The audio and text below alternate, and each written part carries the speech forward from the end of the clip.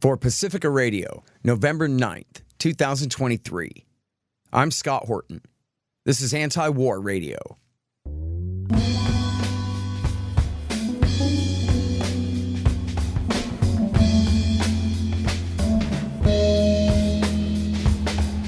All right, y'all, welcome to the show. It is Antiwar Radio.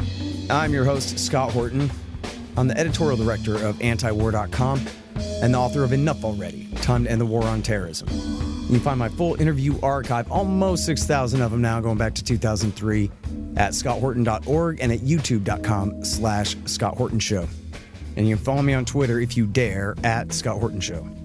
And our guest today is our good friend Ted Snider, and he writes for us at the Institute and at antiwar.com. And he's got these, well, a lot of stuff, but two very important articles we're going to focus on for the show today. 3 major events in Russia the world didn't notice, and Ukraine has lost the war. Welcome back to the show, Ted. How are you? I'm good. It's great to be here. Thanks for having me again. Yeah, absolutely. Happy to have you. So, listen up, LA. This guy is one of the most astute Canadian observers of this terrible war in Ukraine as it's developed over the last almost 2 years now. Unbelievably, yeah. Ted. Well, I know there was a little bit of talk out of Washington, D.C. That NBC story said that they were about ready to wash their hands of this thing. But I wonder what all's going on in D.C. and what all's going on in the war. And what all, as you say, what are these 3 things going on in Russia, too? The floor is yours. Yeah, so, I mean, the 3 things going on in Russia that didn't get a lot of notice are both international and domestic. The one you were talking about, the NBC article, was interesting, and it came out, there was a constellation of articles that came out at the same time that are showing this growing pressure on Zelensky to perhaps recognize that Ukraine's not going to win the war, that they're not going to achieve their policy goals on the battlefield, that the longer they try, the worse it might get. And so it might be time at last to turn to the negotiating table. The NBC article was interesting, Scott, because it showed really different language than Washington has used before. It suggested that U.S. and European officials have begun to broach the topic with Zelensky of what it might take to negotiate an end of the war. And it also used language of what Ukraine would be willing to give up. So this is really the first time you're seeing leaking into the public, American, European officials not only saying that it might have to come down to negotiations, but that Ukraine might have to give stuff up. And, there's only really 2 things that they could mean by Ukraine give stuff up, and that would be territory and NATO ambitions. So that was really interesting. Well, I mean, what you're telling me is they should have negotiated in the first place, Ted, it sounds like. So so Scott, that's just the most tragic thing of the war of all, right? Like, it was really clear in the first days, the first weeks, especially March and April, that first year in Istanbul, it was really clear that Zelensky was entirely willing to negotiate the war. Even before the war, Zelensky was talking about, we'll give up our NATO aspirations, let's talk. And it was really clear in Istanbul. There's no doubt anymore in Istanbul. I would argue there's no doubt anymore in Istanbul that a tentative agreement between Ukraine and Russia had actually been initialed by the 2 sides. It had gone that far where Russia had said they would pull back to their pre-war lines and Ukraine would give up its NATO aspirations. They had agreed to that. And this is the tragedy, Scott. The war at that point could have been over before it had escalated into a huge war, before the massive loss of life, before the massive infrastructure damage. Ukraine and Russia were willing to end the war, and the States wasn't. Yeah. It's really clear now that the States, in fact, the evidence is getting stronger every week, that the U.S. said no to that. And the result has been, as you said, almost 2 years of horrific loss of life, horrific war that in the end has come down to Ukraine being not in a better position on the battlefield to go to the negotiating table, as Biden kept saying. They're in a worse position on the battlefield than they were when they first reached an agreement with Russia. And now they're being pressured to reach a new agreement with Russia that's going to be worse than the one they could have had 2 years ago. So they're gonna come out of this war with a worse agreement they could have had, and hundreds of thousands of more deaths because the U.S. said no. And we know the U.S. said no, not just because Russia has said that, but because the Turkish officials in Istanbul have said that, and the former German Chancellor Schroeder was who was there. He was asked by Ukraine to negotiate. He's gone public recently, said that Ukraine said no because the Americans told them that, so they had to check everything with the Americans. Um, so this is a horrific war that need not have happened, and now U.S. officials are saying to Ukraine, you need to give up. But remember that what they have to give up, the land, they wouldn't have had to give that up at the beginning because the additional land had been taken. They could have had the Minsk Accords where that land would have just been autonomous. Now the agreement's going to have to be that they give it up altogether. So what Ukraine's going to have to give up now um, is much worse than they would have had to give up before, and they've bought this worse settlement at the price of hundreds of thousands of lives. Um, that's the tragedy. This is all on the U.S. That's the tragedy. Yeah, and of course we had Ukrainian officials that talked to Ukrainian Pravda right away and told the whole story too. And that came from their side, that they felt pressured by Boris Johnson that, boy, I guess we better do what you say. Yeah, it seems pretty clear that during those Istanbul talks, Johnson showed up and told them that although you may be willing to negotiate with Putin, we're not. There's also a lot of stories. I haven't seen this absolutely confirmed, Scott, but there's also a lot of stories that Johnson said something like, we want you to keep on fighting. If you do, we'll give you all the weapons you need for as long as you need them.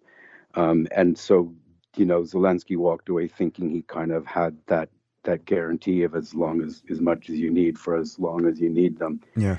And so there was that, there was that pressure too. And the thing is, as much weapons as you need for as long as you need them, for what? It's become really clear now. I mean, first of all, not news. The Ukrainian counteroffensive has failed, right? But Scott, it hasn't just failed. What happened in the counteroffensive is that Russia took up a strategy of going on to the defensive, not trying to acquire territory, but just watching the Ukrainian troops flood in to their defensive lines and just devour them. So that through this war of attrition, they just devoured Ukrainian soldiers and devoured Ukrainian equipment. And people talk about this sort of this stalemate where in a counteroffensive, Ukraine's only managed to gain 17 kilometers of land. And in the months before that, Russia was only able to acquire, 6 kilometers of land. And this is just a complete mistake of metrics, right? Because it's true that Ukraine's fighting to gain land. They have to. They're trying to kick Russia out of their land. Russia's not fighting to gain land. Russia's fighting to beat the Ukrainian army. And the way they do that is by sitting where they are and just, right, mowing down. So it's not true that it's at this sort of stalemate. And what's happened in the Ukrainian counteroffensive is because of this, they haven't just failed. They've had such a massive loss of men and arms that they're now completely vulnerable to a Russian counteroffensive. And so what you're starting to see slowly now is that Russia's moving these defensive lines forward, and they're slowly and methodically acquiring land at enormous loss to Ukrainians. So the counteroffensive actually reduced Ukraine to a position of vulnerability that they're now exposed for the situation to get much, much worse on the battlefield than it is now. And you're seeing huge loss of life again, and also this sort of newfound ability of Russia to almost at will shoot planes out of the sky. Their air defense have improved. They're downing, Ukrainian planes, and they're taking out the Leopard tanks at a sort of astonishing rate. And Zaluzhny, the Ukrainian commander-in-chief, has said that even though sanctions were meant to make it so Russia couldn't continue to finance their war machine, they're producing weapons at an increasing rate, whereas he said no matter how many weapons you give Ukraine, they can't get enough. So Ukraine's weapons are going down. So you've got this sort of war of attrition right now, where in the long run, Ukraine's going to run out of weapons. And as a number of people have said now, and I'm talking not just like Western commentators, I'm talking about politicians in Zelensky's inner circle, and others who are saying that not only can't we get enough weapons, even if we got enough weapons, we don't have enough men left to use them, that the rate of death has been so high. So you're just in this horrific position now where Ukraine has not enough weapons, not enough men, and Russia's getting stronger and stronger. If the goal of the West was to weaken Russia somehow, the exact opposite has happened, and the future on the battlefield looks really bleak. So you're getting these U.S. and European officials now starting to talk about to Zelensky's, you've got to get off the battlefield. Zelensky, by reports from Time magazine, the people around him have begun to worry that his intransigence, that he's going to win the war, this belief he has that he's going to win the war, his inner circle have called it messianic and delusional. They say they're trying to tell him they can't win, and he's not listening. And they're even saying that that's making the battlefield worse, because they're saying Zelensky's unwillingness to see how the battlefield has changed has made him unable to adapt to it. And he's still fighting the war like it was months ago. And you're getting commanders in the field now just openly disobeying orders from Zelensky. You're getting the orders from the top coming down, telling troops to take towns or to advance. And you're getting commanders in the fields just refusing. And a senior Ukrainian military officer defended that idea that they're refusing them, saying that they have to second guess orders from the top because orders from the top are increasingly disconnected from the battlefield reality. So this is a very ugly situation, and as you know, it's led to this kind of open battle now between Zelensky and his generals, where he wants to do everything to defend these towns like Bakhmut and Avdiivka. I'm sure I'm saying these wrong. And the generals just say that this is just being done at the cost of enormous amounts of lives for nothing. And you're getting the sort of, for the first time, I think, these rifts that are being made public between the president and the generals. Give me just a minute here. At the Libertarian Institute, we publish books, real good ones. So far, we've got Will Grigg's No Quarter, Sheldon Richman's Coming to Palestine, and What Social Animals Owe to Each Other, and 4 of mine, Fool's Errand, Enough Already, The Great Ron Paul, and my brand new one, Hotter Than the Sun, Time to Abolish Nuclear Weapons. And I'm happy to announce that we've just published our managing editor Keith Knight's first one, The Voluntarist Handbook, an excellent collection of essays by the world's greatest libertarian thinkers and writers, including me. Check them all out at libertarianinstitute.org/books. And for a limited time, signed copies of Enough Already and Hotter Than the Sun are available at scotthorton.org/books. Hey guys, I had some wasps in my house, so I shot them to death with my trusty Bug Assault 3.0 model with the improved salt reservoir and bar safety. I don't have a deal with them, but the show does earn a kickback every time you get a Bug Assault or anything else you buy from Amazon.com by way of the link in the right-hand margin on the front page at scotthorton.org. So keep that in mind. And don't worry about the mess. Your wife will clean it up.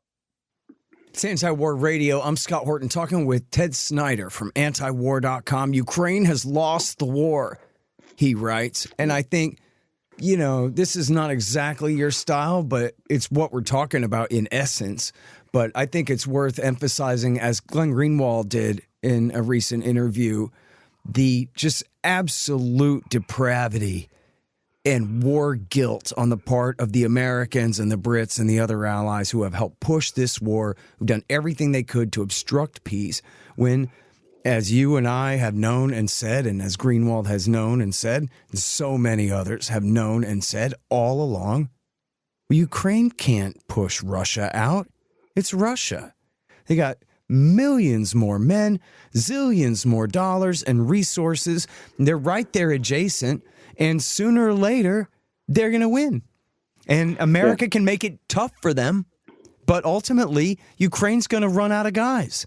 So if this is about actually caring for the people of Ukraine and trying to do what's best for them at all, then America would have encouraged them to negotiate. Listen, you guys really need to implement Minsk too so that we can avoid further violent conflict here. And instead, they were not willing to negotiate. They would have rather had a war at the Ukrainians' expense.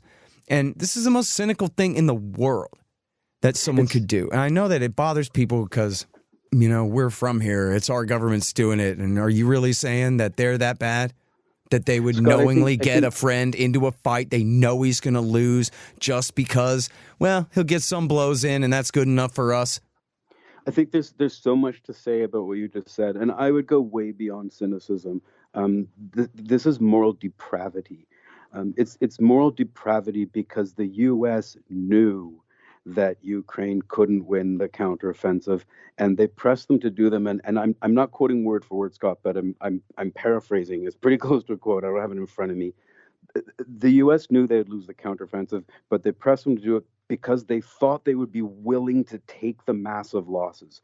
They trusted to Ukrainian ingenuity to try to find a way to win when they couldn't win because they thought they'd be willing to take the massive losses. So the U.S. used Ukraine to advance their own foreign policy goals, because don't forget, we already talked about this. Ukraine had satisfied their foreign policy goals in the first days of the war when they agreed to an end with Russia. And the States said, no, we need you to go on because, and I'm quoting now, there are bigger issues, right, than Ukraine's goals. So Ukraine had satisfied their goals. The U.S. pushed Ukraine to go on fighting to meet U.S. foreign policy goals, knowing that hundreds of thousands of Ukrainians would die, thinking that Ukraine would be willing to take that loss. And when I say in my article, Ukraine has lost the war, yes, that's an inflammatory title. I don't usually write like that. It's not my words, right? Zaluzhny, the commander-in-chief of the Ukrainian army, said this is a stalemate. And he went on beyond this is a stalemate, and he said there is not going to be any breakthrough. We're not going to win. And he wasn't just talking about a stalemate, Scott. He was talking about a loss, because he went on to say that a stalemate means a long war of attrition, and a long war of attrition favors Russia, because we're going to, so he's saying, Zaluzhny saying we've lost. And as you said, that's because Russia has 3 or 4 times the population. And despite what you read in the Western media, Ukrainian soldiers are dying at way greater rate than Russian soldiers. So you have a smaller population with greater deaths. They're running out of people. They're drafting older and older people. They're drafting people with medical conditions. There's even stuff in the media today all over the place. So, you know, thinking of drafting women in and not, like doing whatever. Ukraine's going to run out of arms. They're going to run out of people. They're dying for a war that they had stopped because of their foreign policy goals. They're dying for U.S. foreign policy goals.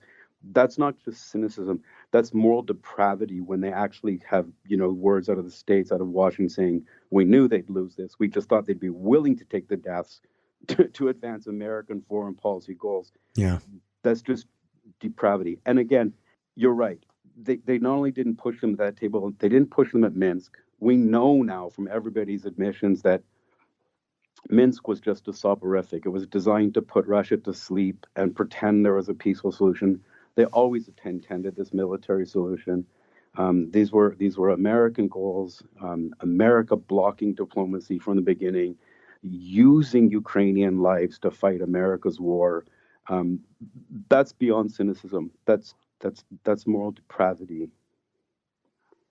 Yeah, I mean, the whole thing is just as ugly as can be. And look, so if people are just kind of, tuning in to TV news, there's a pretty simple narrative here, though, which is, look, our ally is being attacked by this evil right-wing fascist state, and we have to help them. And how could we not? And so even if they are going to lose eventually, they're asking us for the help defending themselves from a purely aggressive invasion from this monstrosity next door, this revanchist Russia trying to recreate its evil empire. Ted Snider, what about that? Yeah, so of course there's absolutely no evidence in the written record. There's absolutely no historical evidence that Russia's trying to recreate any kind of Soviet empire. Not only have they not tried to take over any other territory, but Scott, they could have taken over Ukraine anytime they wanted. In 2014, when Russia took back Crimea, when Putin did that, he was acting under authorization of the parliament to act in Ukraine at large, not just in Crimea. So he had permission to take the Donbass at that time. He had the military force to do it. He had the excuse to do it because ethnic Russians were being persecuted and killed. So he had the reason, he had the means, he had the permission. Putin didn't act on it because he didn't want the Donbass, right? He trusted to the Minsk Accords. He wanted a solution that would protect Russian ethnics and keep the Donbass Ukraine. He didn't want the Donbass. This was not about expanding the Russian Empire. He could have. He didn't want to. When you see this stuff on the news, they're entirely ignoring the history of, NATO promises not to expand Ukraine, not to advance to Russia's door, not to arm Ukraine to the teeth and make the sort of anti-Russian bridgehead, a threat to Russia. It ignores the entire history by this ridiculous word of the unprovoked attack, right? It was an attack. What Russia did was illegal. Fine. No one's saying that war is a good thing. You and I both work at Antiwar. We don't believe in war. But this idea that it was unprovoked is historical amnesia to the worst degree. It was nothing like unprovoked. And yes, so you can say Ukraine asked us for help. But again, that ignores what we just said. Ukraine had reached a settlement. They weren't asking for our help anymore. Ukraine had reached a settlement, right? We won't be in NATO. You pull back.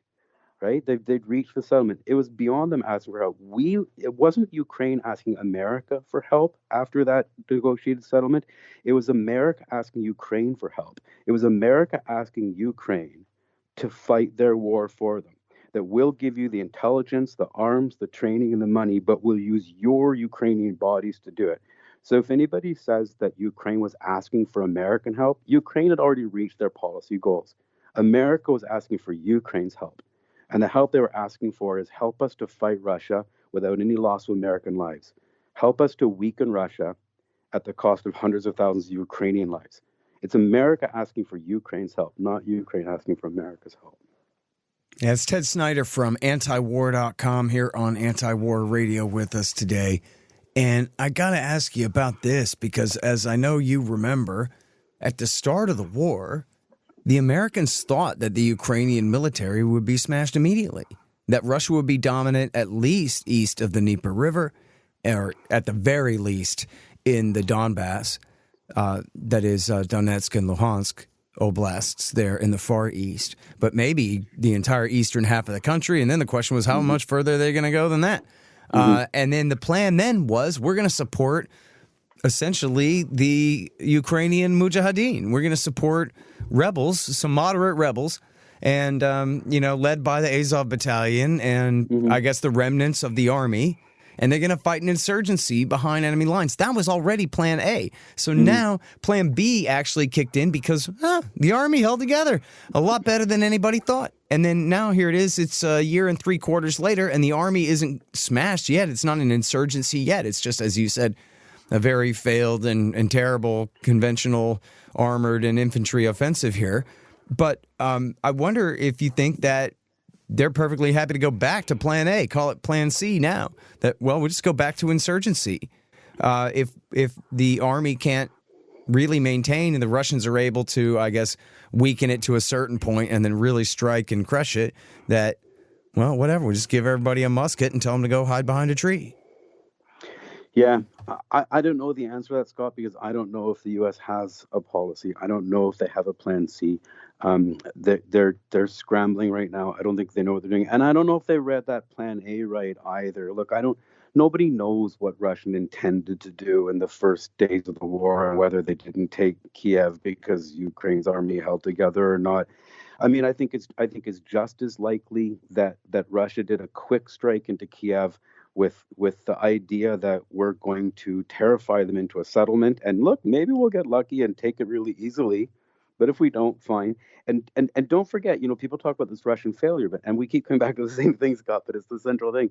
Don't forget that if Russia's goal was to go in quick on Ukraine, terrify them into a quick settlement, they did. Right? Kiev immediately called for a settlement. They immediately negotiated a stop. They immediately initialed it. The states stopped it. It's not clear that Russia's initial strategy failed, right? If Russia's initial strategy failed, it may have been because they underestimated the cynicism and depravity of the states in blocking a settlement. And what are they going to do now? Look, Ukraine risks being turned into What some people call a rump state. I'm not exactly sure what that means. They're losing the east. If Russia continues into Odessa and takes the seaports, what you end up with is a Ukraine with no economy, no people. It's not really clear how the U.S. could really use that for anything. It'd be much more advantageous for the states and for Ukraine to quickly settle now while Ukraine can remain a viable economic state. Right now, the Russians aren't taking Odessa. It's not even clear that they're moving to do that, right? If they just stop now and get rid of this plan A, plan B, plan C, whether it's a guerrilla war or a proxy war or an all-out war, you still have a Ukraine right now that exists as a state that could function. But if they go on, if they keep fighting in any way, the trend right now is just that Russia's getting stronger and stronger and stronger. And if you try to fight that war, you just might lose all of Ukraine. Would you end up with guerrilla warfare after? Look, that's part of the reason why Russia doesn't want Ukraine. It's part of the reason Russia never wanted Ukraine. Part of the reason they don't want Ukraine is how would you possibly manage Ukraine? It's not that Russia wants Ukraine. You're talking about a security system in Europe that never got solved after the Cold War. It's not that Russia wants Ukraine. It's that Russia doesn't want Ukraine into the Western NATO sphere. They don't want NATO on their border any more than the U.S. wanted Russia in Cuba. It's not about wanting Ukraine.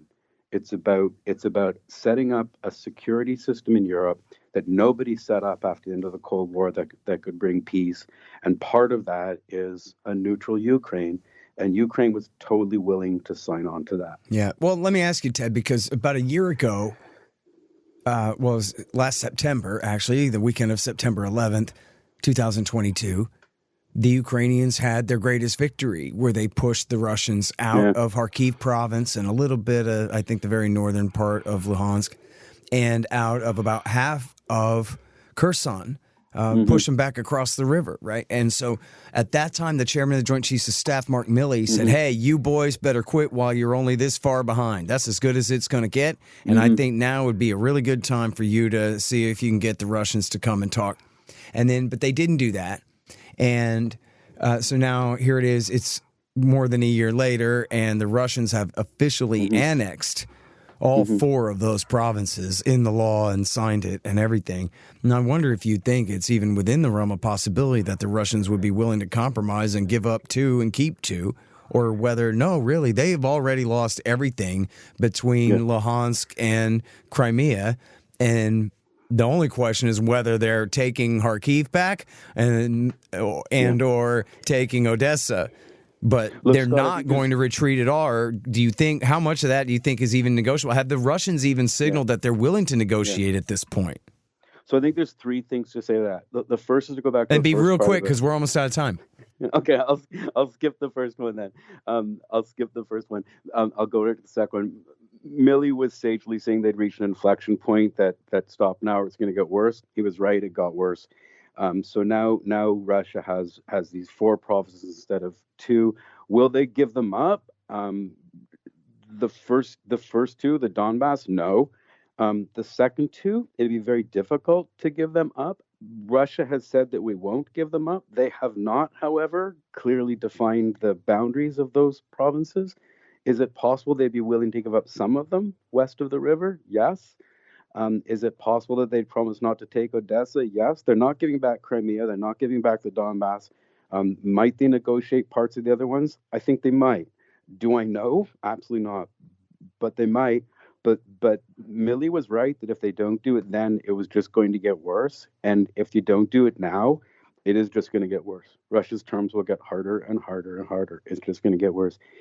As for those early victories too, Scott, those happened because Russia very strategically pulled back their troops. Ukraine did not defeat a well-defended, fortified Russian army. They never have. They haven't won a single battle in a single place where Russia has decided to defend. And right now in the town of Avdiivka, where this battle is going on again, and they're defending that town, Russia's probably on the verge in the next weeks or months of taking that town. And if they do, that breaks the front. They can spread through the Donbass and lock down those territories in the Donbass they wanted from the beginning. It's not going to get better. All right, you guys, that is Ted Snider, regular contributor at the Institute and at Antiwar.com. Thank you so much for your time, Ted. Thanks, Scott. All right, you guys, and that's it for Anti-War Radio for today. I'm your host, Scott Horton, editorial director at Antiwar.com and author of Enough Already, Time to End the War on Terrorism. Find my full interview archive at scotthorton.org and at youtube.com/Scott Horton Show. And follow me on Twitter at Scott Horton Show. And I'm here every Thursday from 2:30 to 3 on KPFK 90.7 FM in LA. See you next week.